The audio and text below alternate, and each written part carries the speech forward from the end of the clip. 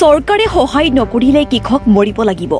ঔষধ আৰু সাৰৰ অত্যাধিক মূল্য বৃদ্ধিয়ে কৃষকক খুৱাইছে মাধমাৰ।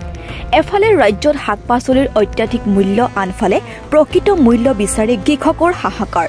অত্যাধিকভাৱে ঔষধ আৰু সাৰৰ মূল্য বৃদ্ধিত কৃষকে খাবলগীয়া হৈছে মাধমাৰ, যাৰ পৰিপ্ৰেক্ষিতত সাধাৰণ গ্ৰাহকে অত্যাধিক দামত কিনিবলগীয়া হৈছে পাচলি। এয়া নগাঁৱৰ জুৰিয়া বজাৰৰ দৃশ্য। জুৰিয়া বজাৰত প্ৰায় প্ৰতি কেজি বেঙেনাৰ মূল্য 25 টকা, ভেন্দি 20 টকা, ধুন্দুলি 16 টকা, পটল 12-13 টকা, শ্বিলং আলু 35 টকা, নেমু প্ৰতি শালি 10-12 টকা। ঔষধ আৰু সাৰৰ মূল্য বৃদ্ধিত চৰকাৰৰ কোনো ধৰণৰ নিয়ন্ত্ৰণ নোহোৱাত মূৰে কপালে হাত দিবলগীয়া পৰিস্থিতি হৈছে প্ৰকৃত কৃষকৰ।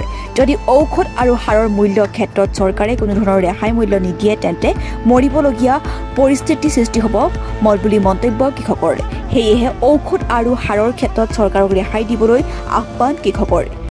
বিক্ৰী হৈছে ঔষধৰ দাম বেছি, ঔষধৰ বহুত দাম, সাৰৰ বহুত দাম, এইবিলাক কৰি এতিয়া নোপোচা। এতিয়া চৰকাৰে আমাক ঔষধ সাৰ এইবিলাক ৰেহাই মূল্যত দিব লাগে। আপুনি কি লৈ আহিছিল? আপুনি টিহু লৈ আহিছো, এই লোকেল টিহু, হাইব্ৰিড টিহু। দাম কিমানকৈ হৈ আছে? দাম এতিয়া 15 টকা কয়, কোনোবাই লোকেল টিহুটো 50 টকা বেচিব লাগে, এতিয়া 20 টকা দাম কৈ আছে, কোনোবাই 10 টকা দাম কয়। লাভ নহ'ব। চৰকাৰক কি ক'ব? চৰকাৰক কি ক'ম? চৰকাৰে এতিয়া কি কৰে, ঔষধ এইবিলাক কম দামত দিব লাগে, সাৰৰ ৰেহাই মূল্যত দিব লাগে, ছাবচিডি সাৰ দিব লাগে, তেতিয়া গৃহস্থী কৰিব পাৰিব, কৃষকে কৰিব পাৰিব। আমিতো কোনো সহায় নাপাওঁ চৰকাৰৰ ফালৰ পৰা। চৰকাৰৰ ফালৰ পৰা আমি কৃষকে কোনো সহায় নাপাওঁ, চব মানুহে সহায় পায়, আমি সহায় নাপাওঁ। আমি পটল খেতি কৰিছোঁ, 2 বিঘা মাটি কৰিছোঁ, 3 কুইণ্টেল 4 কুইণ্টেল উঠে সপ্তাহৰ পিছত। তাৰপিছত পটল আনিলে 12 টকা 13 টকা এনেকুৱা বেচিব লাগে। কি কৰিম? টকা যিমান আছে সব টকা গ'ল। এতিয়া মানে এক সপ্তাহৰ মাজত মাল বেচোঁ 2000-3000 টকা বেচোঁ। এক সপ্তাহ পটলকেইটা উঠাওঁ, এইকেইটা পটল উঠাওঁ মাইকী মানুহক 1 কুইণ্টেল পটল উঠালে টকা দিব লাগে 200 টকা।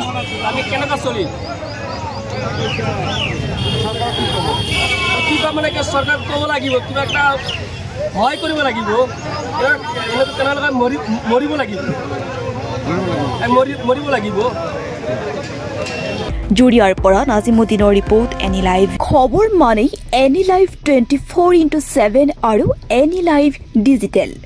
যিকোনো খবৰৰ বাবে যোগাযোগ কৰক 9387734920 আমাৰ এই নম্বৰত।